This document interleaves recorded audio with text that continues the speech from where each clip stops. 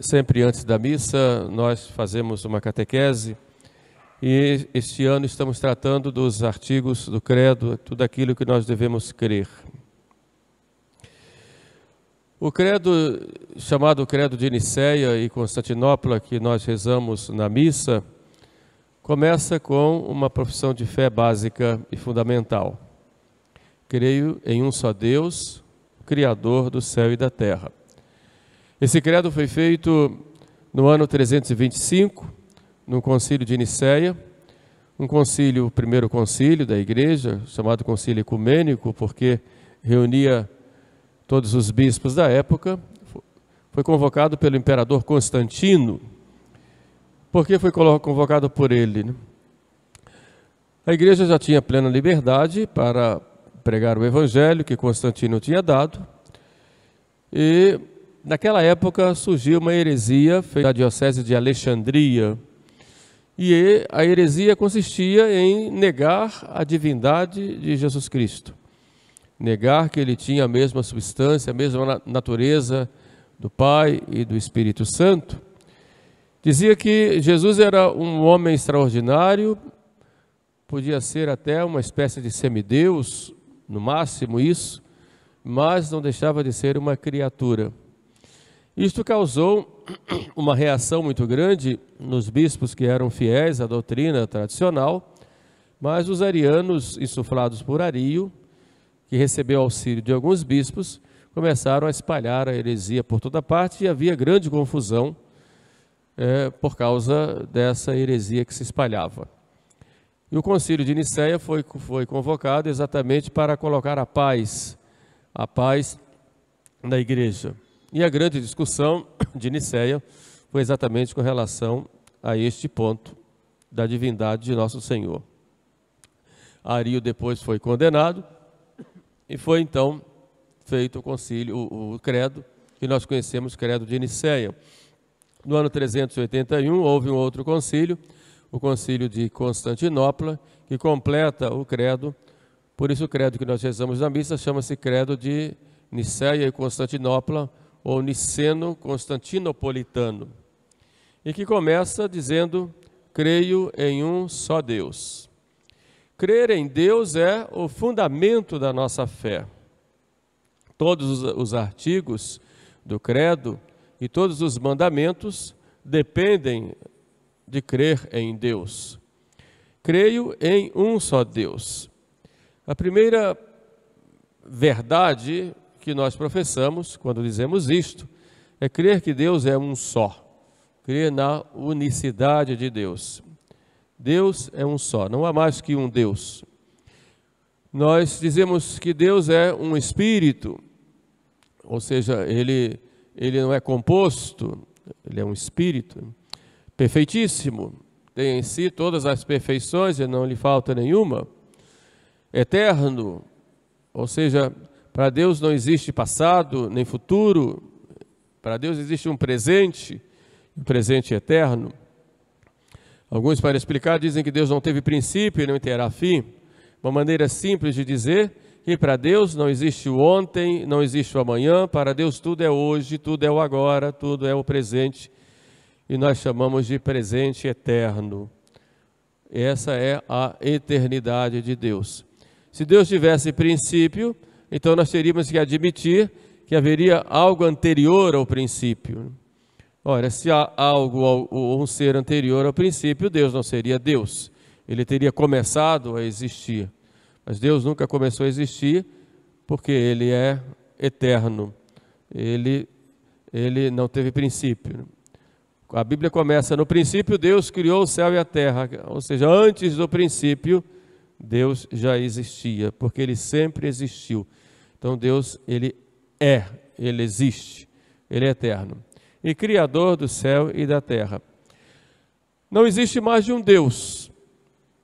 Se existisse mais de um Deus, a própria razão nos ensina, se existisse mais de um Deus, um teria uma perfeição, eles seriam diferentes, seriam distintos.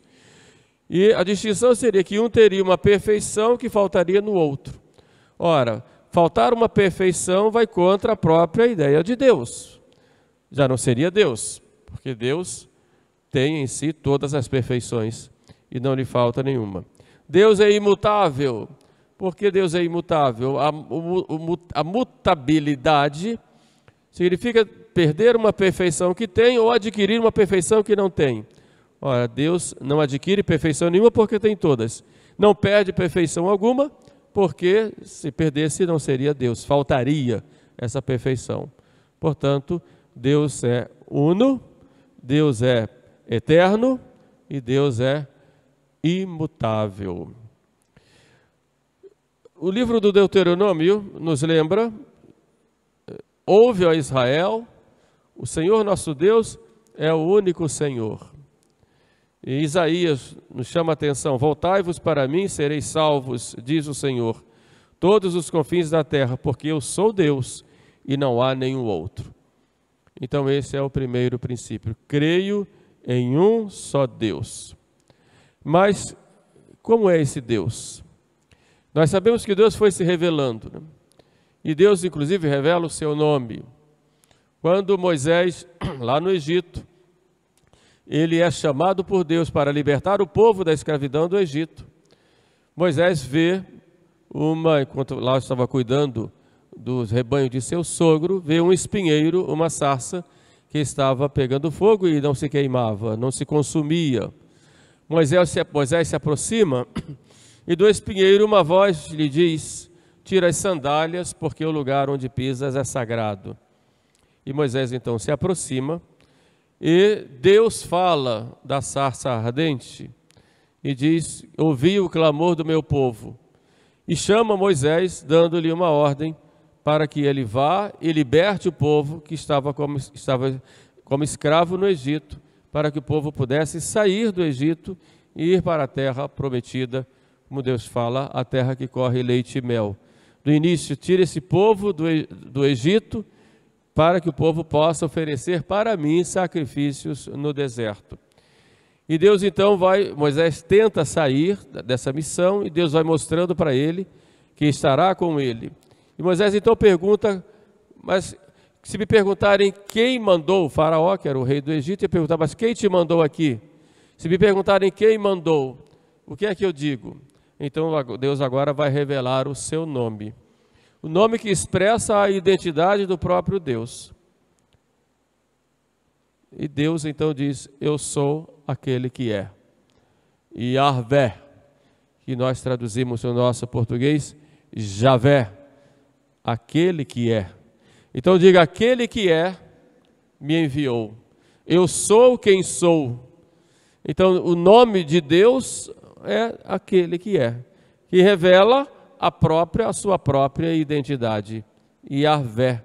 Alguns traduzem erroneamente por Jeová. Em hebraico não existe vogal, então as três consoantes alguns colocam como Jeová. Mas o nome em português melhor traduzido é Javé, aquele que é. Portanto, Deus tem uma identidade, Deus mostra aí: eu sou quem sou. Por isso, quando Jesus Cristo discute com os judeus, e os judeus perguntam: não tem 50 anos e já viste Abraão? E Jesus disse: antes que Abraão existisse, eu sou. E eles entenderam então que Jesus estava falando que era Deus. Eu sou Javé, eu sou quem sou. Por isso pegaram pedras para atirar nele. E essa foi a causa mais próxima da condenação de Jesus. De modo que Deus não é um ente abstrato. Deus é aquele que é. Deus não é uma força estranha. Deus não é uma energia. Ele é um ser. E é o ser por excelência. Quando ele diz: eu sou aquele que é, ele mostra que ele é o ser por excelência. É o único ser necessário. É a plenitude do ser.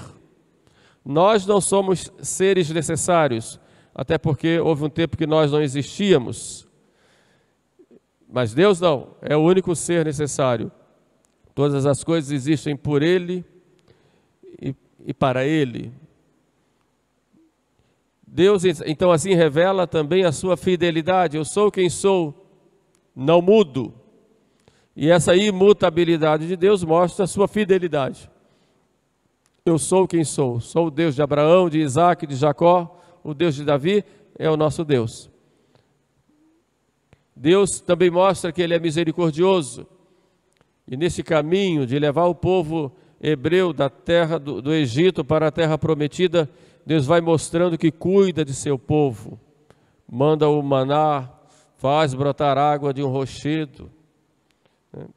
Depois manda Moisés fazer uma serpente de bronze para que o povo ficasse curado das mordeduras lá das serpentes.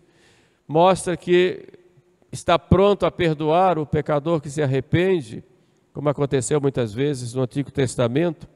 Então Deus vai mostrando que Ele é aquele que é, quer dizer, o ser por excelência. Mas é o imutável, Deus é onipotente e Deus é a verdade. O que é a verdade em Deus? Verdade em Deus significa que Deus é, na sua sabedoria, que comanda toda a ordem da criação e o governo do mundo. Isso nos diz o salmista Davi. A verdade de Deus é a sua sabedoria que comanda toda a ordem da criação, no governo de todas as coisas. Deus também é verdade porque Ele se revela. Nós vemos Pilatos perguntar para Jesus o que é a verdade e depois sai.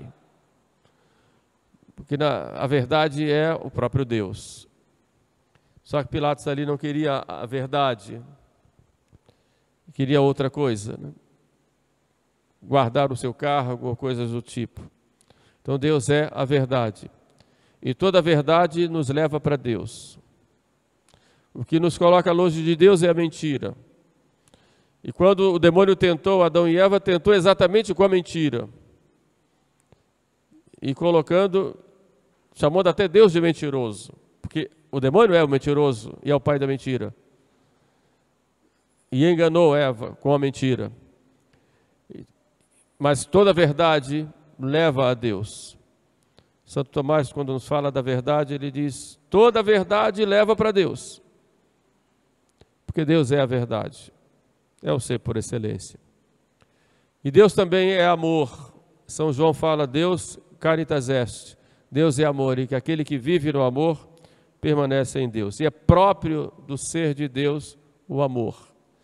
Por amor, há o amor em Deus adintra na Trindade, que nós vamos tratar na próxima catequese. Mas esse amor, ele tende a se expandir, porque o amor, ele não se contenta em ficar fechado, ele se expande. E o amor de Deus que se expande, Deus expande esse amor à destra da Trindade, quando Ele criou o mundo, criou o universo, se revelou aos homens e depois enviou o seu próprio Filho. Então, quando nós olhamos Jesus Cristo, nós vemos, como diz São Paulo, a imagem de Deus invisível. Deus que é invisível se tornou visível e próximo dos homens na pessoa de seu Filho, do Verbo encarnado, que é Jesus. Então toda essa bondade, todo esse amor, toda a verdade, tudo isso nos é mostrado pela pessoa de Jesus. Então nós temos esse contato com Deus, diretamente contemplando o próprio Jesus. Por isso a nossa fé se centraliza na pessoa de Jesus. Nossa fé não é fruto de uma ideia, não é fruto de uma doutrina, não é fruto de um livro. Embora tenhamos uma doutrina, livro, ideias, mas a nossa fé, ela se fundamenta nessa pessoa que é Jesus Cristo, que nos apresenta o rosto de Deus, porque Ele é Deus feito homem com o Pai e o Espírito Santo. Então nós cremos em um só Deus, Deus aquele que é, Deus que é a verdade, Deus que se revela a nós, Deus que nos ama e Deus que nos envia o seu Filho para ficar próximo de nós. E pelo Filho nós chegamos ao Pai e ao Espírito Santo. Quais são as consequências dessa doutrina, desse ensinamento? A primeira, que nós temos que procurar conhecer a grandeza de Deus. Contemplando toda a obra criada, por exemplo, nós contemplamos essa grandeza, contemplando um céu estrelado, uma montanha, um animal, uma pessoa, uma estrela, enfim, tudo isso nos mostra essa grandeza de Deus. O salmista Davi diz: os céus narram a glória de Deus, e o firmamento, a grandeza e o poder de suas mãos. Então nós contemplamos a grandeza de Deus, né, em toda essa obra criada, e aí vai nos revelando pela criação a grandeza desse ser. Também nós olhamos o ser humano, e contemplando o ser humano, nós vamos contemplar que há uma unidade no ser humano, apesar das diferenças entre todos nós, de raça, de formato, de temperamento, de características externas, há uma unidade em nós. Temos corpo e alma imortal, alma com inteligência, vontade, livre. Há uma unidade no ser humano. Essa unidade, ela é imagem e semelhança de Deus. Quer dizer, a grandeza do homem está exatamente nisso. Essa unidade expressa a unidade de Deus, e cada ser humano é imagem e semelhança de Deus. Mostra a dignidade que tem o homem. Essa é a maior dignidade, de sermos imagens e semelhança de Deus. Por outro lado, nós contemplamos as obras criadas e devemos aprender a utilizar as obras criadas como meios, usar corretamente as obras criadas. Toda criatura, né, ela deve ser usada tanto quanto ela nos aproxima de Deus. E devemos nos afastar dela tanto quanto elas nos afastam de Deus. Elas são como meios para nós contemplarmos a Deus, agradecermos a Deus e melhor amarmos a Deus. E por fim, vendo esse Deus maravilhoso que nos ama e que quer ficar próximo de nós, isso nós devemos confiar nele, nos entregar a ele e deixar com que ele faça parte da nossa vida em todos os momentos. Como diz Santa Teresa, e que o catecismo coloca, aquela frase famosa: nada te perturbe, nada te espante, tudo passa. A paciência tudo alcança. Quem a Deus tem, nada lhe falta. Só Deus basta. Louvado seja nosso Senhor Jesus Cristo.